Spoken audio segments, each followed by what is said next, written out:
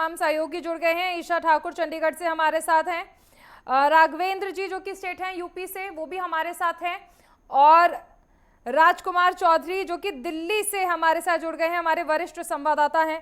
सबसे पहले राजकुमार आपके पास आना चाहूंगी। देखिए, ये जरूरी हो जाता है सुरक्षा बलों के लिए कि सीमा के उस पार छिपे आतंकियों पर तो लगाम लगानी ही है, लेकिन नकेल उन पर भी कसनी है जो कि देश के भीतर रहकर उन्हें खोखला कर रहे हैं। देखिए चारुल, 1 महीना पूरा हुआ है पहलगाम का जो दरिंदगी भरा काम था, उसको लेकर तमाम तरह की जो परिस्थितियां बनी, उस परिस्थितियों ने पूरा देश के प्रत्येक व्यक्ति ने देखा, पूरी दुनिया ने देखा। और हिंदुस्तान की कहीं ना कहीं हम उस समय भी बात कर रहे थे कि बहुत ज़रूरी इसलिए भी है कि जो देश की जो सीमा के अंदर जो गद्दार हैं, उन गद्दारों को किस तरीके से ढूंढा जाए, किस तरीके से उन्हें निकाल कर जो है उनका पर्दाफाश किया जाए।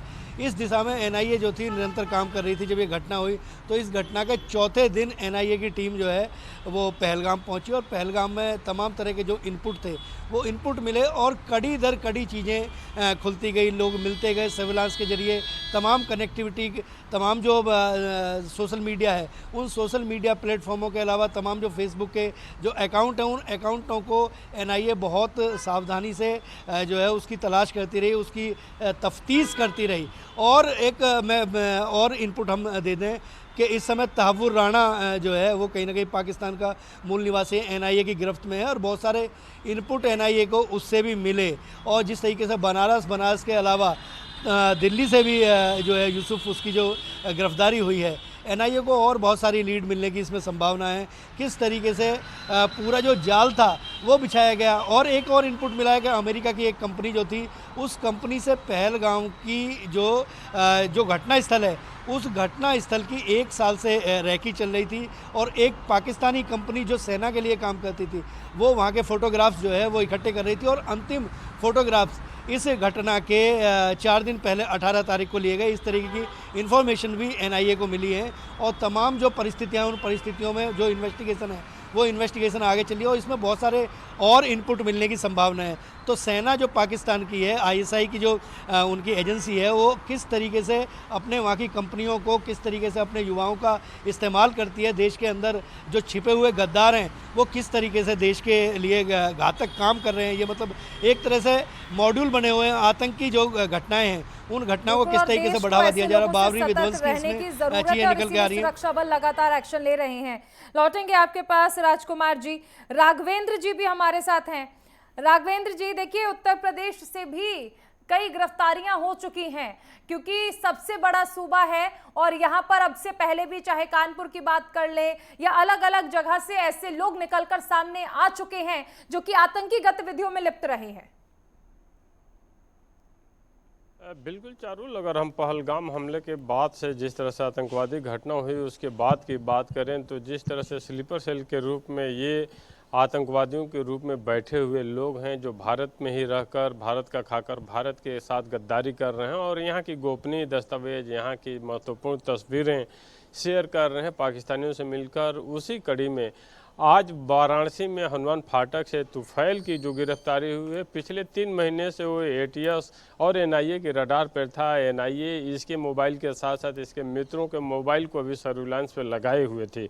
उसके बाद से इसकी गिरफ्तारी जब वाराणसी में हुई तो पूछताछ में पहले तो यह अनभिज्ञ बना रहा, कुछ भी बताने से इकरार रहा, लेकिन जब व्हाट्सएप चैट उसके दिखाए गए, क्योंकि ये व्हाट्सएप चैट में भी तमाम ऐसे ग्रुप बनाए थे, ये तमाम मजलिसों में जाता था, अपने को गजवाए हिंद और हदीस का लड़ने वाला सिपाही बताता, अयोध्या बाबरी मस्जिद की ज़मीन वापस लेने की बात करता था। तो उसके बाद से जब एटीएस की टीम, एनआईए की टीम पूरा डिटेल इसको व्हाट्सएप चैट को दिखाया, मजलिसों की तस्वीरें दिखाई कि किस तरह मजलिसों में तुम जाते हो, किस तरह से भड़काने का काम करते हो। इसके अलावा पाक आर्मी की पत्नी के साथ ही इसका जो व्हाट्सएप चैट था, जिसके माध्यम से यह हनी ट्रैप का शिकार हुआ था, तब जाकर ये इस बात को स्वीकारा तुफैल कि हाँ, इस तरह की गतिविधियां। हालांकि अभी बहुत महत्वपूर्ण जानकारी तो नहीं दे पाया है, लेकिन इसके व्हाट्सएप चैट से ही बहुत ज़्यादा खुलासे हैं कि यहाँ के महत्वपूर्ण भवनों के यहाँ के संवेदनशील जगहों की तस्वीरें, वीडियो इसने पाकिस्तान निर्मित व्हाट्सएप ग्रुपों पे, चैट पे वीडियो भी भेजे हैं और इमेज भी भेजे हैं।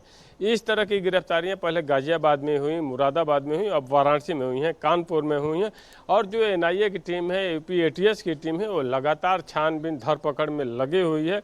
अभी आगे गिरफ्तारियां और होंगी, क्योंकि नेपाल बॉर्डर से सटे जो जनपद थे जहां से इनपुट मिले थे, हम चाहे पीलीभीत की बात कर लें, लखीमपुर खीरी की बात कर लें, श्रावस्ती की बात कर लें, बहराइच की कर लें, सिद्धार्थनगर की बात कर लें, बलरामपुर की कर लें या महाराजगंज की बात करें, यहाँ पे भी अवैध गतिविधियाँ संचालित होने की खबरें लोकल इंटेलिजेंस इनपुट के आधार पर मिली थी। पहलगाम हमले के बाद से मुख्यमंत्री योगी आदित्यनाथ का जब निर्देश जारी हुआ तो यहाँ पे अतिक्रमण हटाओ के तहत नो मेंस लैंड में बनी जो भी अवैध मस्जिदें थीं, मदरसे थे, शैक्षणिक संस्थान से जहाँ से अवैध गतिविधियाँ संचालित होती थीं, पाकिस्तान परस्त लोग जहाँ पे थे, वो अतिक्रमण तोड़े गए, हटाए गए, सील किए गए। तो अभी गिरफ्तारियों का सिलसिला आगे चलता रहेगा। अब देखना होगा कि पूछताछ में तुफैल कितनी जानकारियाँ एटीएस को, एनआईए को देता है। जी चारू, ठीक है, लौटेंगे आपके पास। ईशा हमारे साथ जुड़ी हुई हैं। ईशा, एक चीज समझना चाहेंगे, टेरर कनेक्शंस जो जिस तरह राजकुमार जी ने बताया, राघवेंद्र भी हमें बता रहे थे, अगर हम चंडीगढ़ की बात कर लें तो वहां पर इसको लेकर क्या अपडेट है? बॉर्डर स्टेट होने के नाते वहां पर और भी ज्यादा संवेदनशील इलाके हैं और वहां पर और ज्यादा चौकसी की जरूरत है, अपडेट दीजिए। देखिए, अगर सबसे ज़्यादा गिरफ्तारी की अगर बात करें और हिरासत में जिन्हें लिया गया है वो पंजाब और हरियाणा से ही लिया गया है जासूसी मामले में। लेकिन ऑपरेशन सिंदूर के बाद जिस तरीके से जासूसों की धरपकड़ यहाँ पर की जा रही है उसे ये स्पष्ट हो गया है, क्योंकि अगर पंजाब की बात करें या हरियाणा की बात करें, यहाँ से जितने भी पाकिस्तान के लिए जासूसी करते नजर आ रहे थे उनकी जांच में ये खुलासा हुआ है कि ये जो तार हैं पंजाब या हरियाणा तक सीमित नहीं हैं, इसके तार देश के अनेकों राज्यों तक फैले हुए हैं। जम्मू कश्मीर की बात करें या राजस्थान की, वहाँ पर भी जासूस हैं। इस तरीके का खुलासा यहाँ पर जिन्हें पकड़ा गया है उनकी तरफ से किया गया है। फिलहाल अगर हम हरियाणा की बात करें, क्योंकि बड़ा नाम यहाँ पर फिलहाल ज्योति मल्होत्रा का चल रहा है, वो इसलिए भी चल रहा है क्योंकि ज्योति मल्होत्रा के जो कनेक्शन हैं वो काफ़ी बड़े बड़े आला नेताओं के साथ पाकिस्तान के, या पाकिस्तानी सेना की बात करें या पाकिस्तान उच्चायोग के अधिकारी की बात करें, उससे उसके लिंक सामने आए हैं। हालांकि उसके आतंकियों के साथ किसी तरीके के कनेक्शन है या नहीं, अभी तक उसके बारे में कोई सबूत मिला नहीं है। लेकिन जिस तरीके से पुलिस ने 4 दिन की रिमांड उसकी ली है, तो अब जो मध्य प्रदेश से उज्जैन की जो पुलिस है वो हिसार पहुंची है, क्योंकि उज्जैन के महाकाल मंदिर में भी ज्योति मल्होत्रा पहुंची थी, वहां की वीडियो भी उसने अपलोड की थी। बहुत ही संवेदनशील माना जाता है वो पूरा इलाका, क्योंकि महाकाल उज्जैन मंदिर की बात करें तो सबसे ज़्यादा श्रद्धालु काशी विश्वनाथ के साथ साथ महाकाल उज्जैन मंदिर पहुंचते हैं महाकाल के दर्शन के लिए। तो वहाँ की भी उसने वीडियो बनाई थी, कैसे एंट्री करते हैं, कैसे वहाँ पर पूजा के लिए जाया जाता है, ये सब उसने अपने ट्रैवल में दिखाया था। तो ऐसे में जो उज्जैन से पुलिस है हिसार में मौजूद है, पूछताछ जारी है। जब हिसार पुलिस की तरफ से रिमांड भी मांगी गई थी, उसमें उन्होंने कहा था कि दूसरे राज्यों में भी गई है ज्योति मल्होत्रा, तो वहाँ की उसने वीडियो बनाई है। ऐसे में दूसरे राज्यों की पुलिस भी उससे पूछताछ करेगी। अब मध्य प्रदेश से पुलिस पहुंची है, इसके बाद मुंबई पुलिस भी उससे पूछताछ करेगी। देखिए, जो सभी चीज़ जो टिकी है वो है फॉरेंसिक लैब की जो रिपोर्ट है, वो जब आएगी उसके बाद ये खुलासा हो पाएगा कि अगर उसने संवेदनशील कोई जानकारी साझा पाकिस्तान के साथ की है, आईएसआई के साथ की है या पाक सेना के साथ की है, तो कौन सी ऐसी जानकारी है। उसके जितने भी इलेक्ट्रॉनिक उपकरण हैं, चाहे लैपटॉप या मोबाइल फ़ोन की बात करें, मधुबन के फॉरेंसिक लैब में इस वक्त मौजूद है। जांच वहां पर की जा रही है, रिपोर्ट अभी उसका इंतजार है, 1 या 2 दिन उस पर लग सकते हैं। रिपोर्ट के बाद ही ये खुलासा होगा, क्या ज्योति मल्होत्रा जासूसी वाकई में करती थी पाकिस्तान के लिए, क्या उसके आतंकियों के साथ कनेक्शन थे या नहीं। अभी संदिग्ध के घेरे में वो इसलिए है क्योंकि पाक उच्चायोग उससे तो ये स्पष्ट होता नजर आ रहा है कि सिर्फ कनेक्शन नहीं, बहुत करीबी कनेक्शन थे। राजकुमार, अब तक की जो चैट है वो ये बता रही है और एनआईए ने जो पूछताछ की है, बहुत ये कहना भी, मतलब अभी जो फिलहाल अगर हम देखें जो इनपुट्स हैं वो ये स्पष्ट तौर पर संदेश दे रहे हैं कि रिश्ता ही नहीं, करीबी रिश्ता था और इसीलिए ज्योति मल्होत्रा का वहां पर आना जाना भी था। और पहलगाम हमले से पहले भी ज्योति मल्होत्रा के वहां पर जाने के, यानी पाकिस्तान जाने के इनपुट्स मिले हैं। देखिए चारुल, मैं एक अपडेट आपको दे दूं कि इस समय नोएडा की एटीएस जो है उसके हवाले से, उसके सूत्रों के हवाले से एक जानकारी मिली है कि ये जो हारून जिसको गिरफ्तार किया गया है, ये सीलमपुर जो दिल्ली है उसमें रह के और स्क्रैप का काम करता था।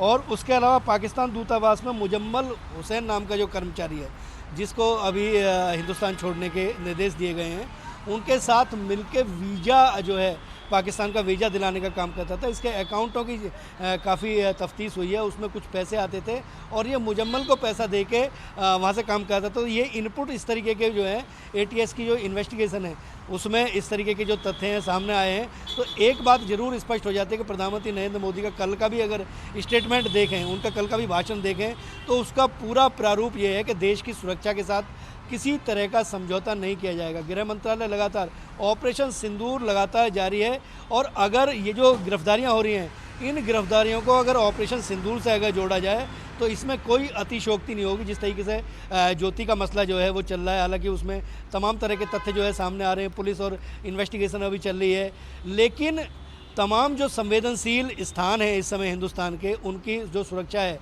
उसको बढ़ाने की दिशा में कहीं ना कहीं निर्देश जो है वो जारी करने की संभावना जो है ना व्यक्त की जा रही है। और ये जो नए इनपुट जो मिले हैं कि मुजम्मल के, आप देखिए एक स्क्रैप का काम करने वाला एक व्यक्ति सीलमपुर के जैसे इलाके में रहता है। अगर सीलमपुर की बात करें तो मुस्लिम बाहुल्य क्षेत्र है दिल्ली में और बहुत लो कैटेगरी के लोगों को वहाँ पे माना जाता है। और अगर साक्षरता के हिसाब से बात की जाए तो वहाँ साक्षरता के हिसाब से भी कम पढ़े लिखे लोग जो हैं उस इलाके में ज़्यादा रहते हैं। तो एक स्क्रैप का काम, एक कबाड़े का काम करने वाले व्यक्ति की जो पहचान थी वो कहीं ना कहीं दूतावास में एक व्यक्ति से थी। तो किस तरीके का जो षड्यंत्र है वो पाकिस्तान के द्वारा यहाँ पे किया जा रहा था और इनको जो देश छोड़ने के जो निर्देश जो दिए जा रहे हैं भारत सरकार की तरफ से, उनको भी कहीं ना कहीं इसी दिशा में देखा जा रहा है। अभी बहुत सारे गद्दार इसमें और मिलेंगे और इनको कहीं ना कहीं इनके अंजाम तक पहुंचाया जाएगा। तो ऑपरेशन सिंदूर जो है वो जारी है और इन गद्दारों की जो टोह है वो निश्चित तौर पर ली जा रही है। आने वाले दिनों में इस तरीके के भी इनपुट मिलेंगे पूरे देश में जो संवेदनशील इलाके हैं वहाँ की सीमा के उस पार नहीं है। दुश्मन हर वो शख्स है जो चंद पैसों के लिए, चंद लालच के लिए देश का सौदा कर रहा है, देश की सुरक्षा का सौदा कर रहा है और ऐसे लोगों पर एक्शन लिया जाना जरूर चाहिए। आप सभी का बहुत शुक्रिया हमारे साथ जुड़ने के लिए, ये तमाम अपडेट हम तक पहुंचाने के लिए।